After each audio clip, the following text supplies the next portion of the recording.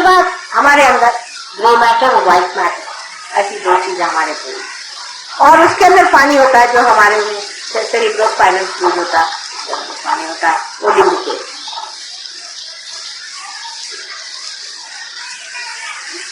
तो ये साक्षात श्रीफल जो है यही हमारा,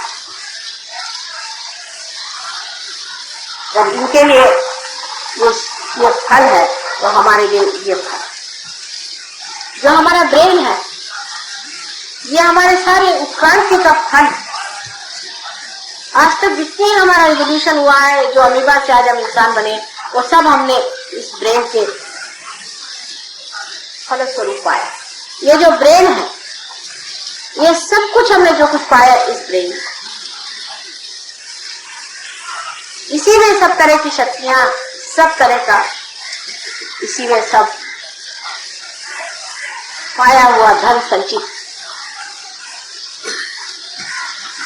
अब इस हृदय के अंदर जो आत्मा विराजती है और उसका जो प्रकाश हमारे अंदर सहयोग के बाद 7 परतों में फैलता है दोनों तरफ से,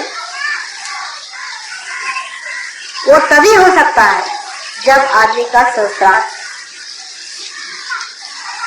अभी तक हम इस दिमाग से वही काम करते हैं।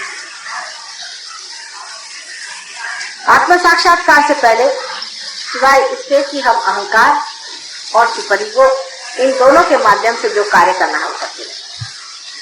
अहंकार और प्रतिअहंकार, या आप कहिए मन और अहम, इन दोनों के सहारे हम सारे कार्य करते हैं। लेकिन रियलाइजेशन के बाद हम आत्मा के सहारे कार्य करते हैं।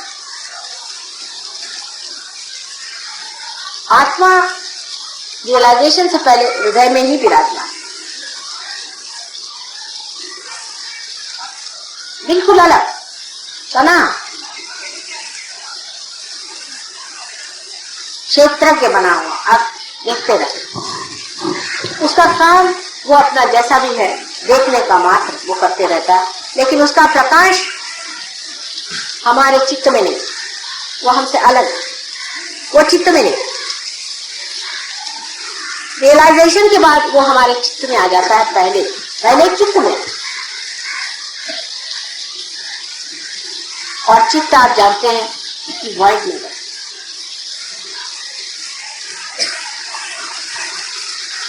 उसके बाद उसका प्रकाश सत्य में आ जाता है, क्योंकि हमारा जो मस्तिष्क है इसमें प्रकाश आ जाने से हम सत्य को जानते हैं। जानते माने ये नहीं कि बुद्धि से जानते हैं, तो साक्षात में जानते हैं कि यह है सत्य।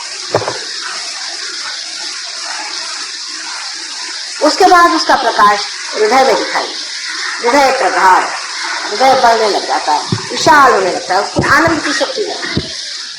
इसीलिए सच्चिदानंद, सत, चित और आनंद। सत मस्तिष्क में, चित्त हमारे धर्म में और आनंद हमारे आत्मा में प्रकाशित होने लगता है। उसका प्रकाश पहले धीरे धीरे फैलता है, ये आप सब जानते हैं। उसका प्रकाश धीरे धीरे बढ़ता है, सूक्ष्म चीज होती है, पहले बहुत सूक्ष्म, क्योंकि हम जिस स्थूल व्यवस्था में रहते हैं उस व्यवस्था में उस सूक्ष्म को पकड़ना कठिन जाता है, धीरे धीरे वो पकड़ आ जाता है। उसके बाद आप बढ़ने लग जाते, अग्रसर हो, संस्कार का एक पर्दा खुलने से ही कुंडली में ऊपर आता है। लेकिन उसका प्रकाश चारों तरफ जब तक वो फैलेगा, सिर्फ ऊपर कुंडली में आ जाने से आपने सदाशिव के पीठ को नमस्कार कर, आपके अंदर के आत्मा का प्रकाश धुंधला धुंधला बहना। लेकिन अभी इस मस्तिष्क में वो पूरा खिला। अब आश्चर्य की बात है कि आप अगर मस्तिष्क से इसको फैलाना चाहे तो नहीं फैला। अपना मस्तिष्क और अपना हृदय, इसका अब बड़ा संतुलन दिखाना होगा। आपको तो पता ही है कि जब आप अपने बुद्धि से बहुत ज्यादा काम करते हैं तो हार्ट फेलियर हो जाता है, और जब आप हार्ट से बहुत ज्यादा काम करते हैं तो आपका ब्रेन फेलियर। इनका एक संबंध बनाई हो, पहले से बना, बहुत गहन संबंध।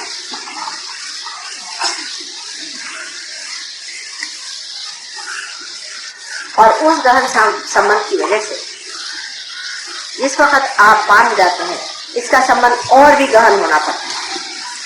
हृदय और इस ब्रेन का संबंध बहुत ही घना होना चाहिए। जिस वक्त ये पूरा इंटीग्रेट हो जाता है, तब चित्त आपका जो है पूर्णतया परमेश्वर स्वरूप है।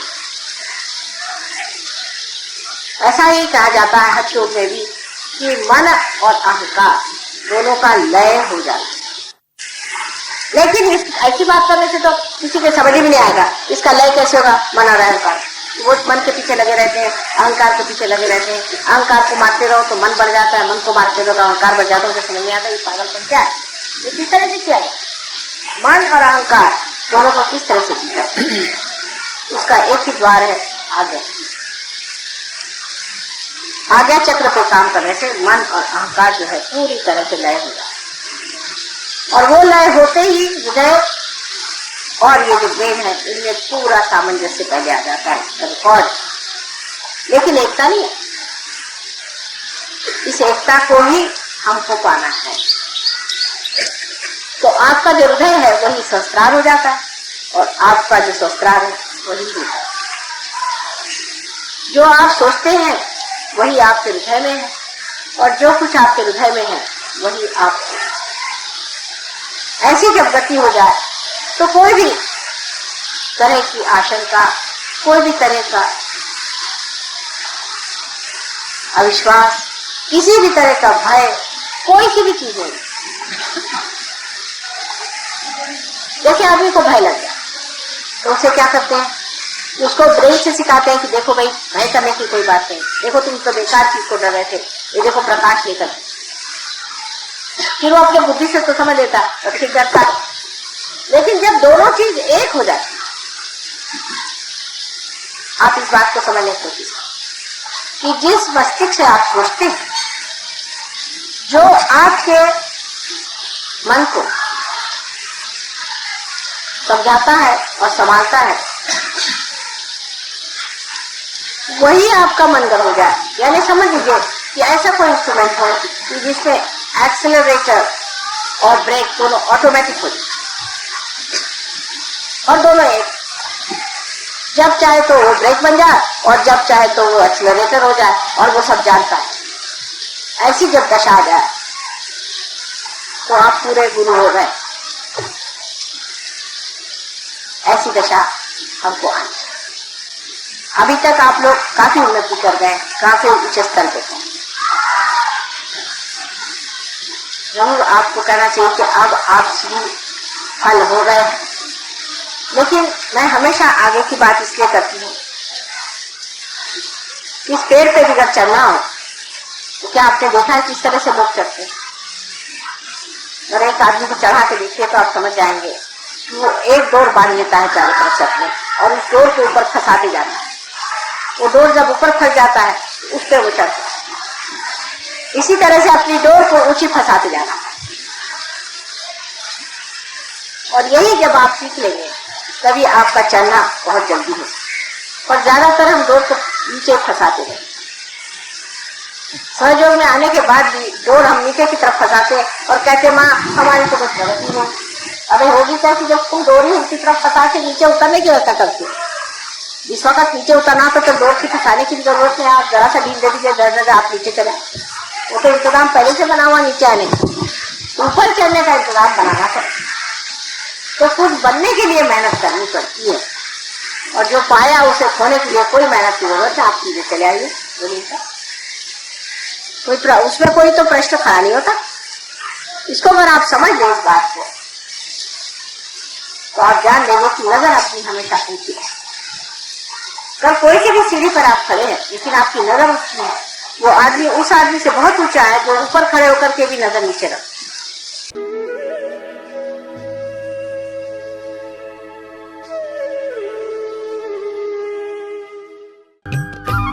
सब्सक्राइब कीजिए कुंडलनी जागरण को और प्रेस कीजिए बेल आइकन को, जिससे कि आपको मिल सके हमारी लेटेस्ट वीडियो सबसे पहले।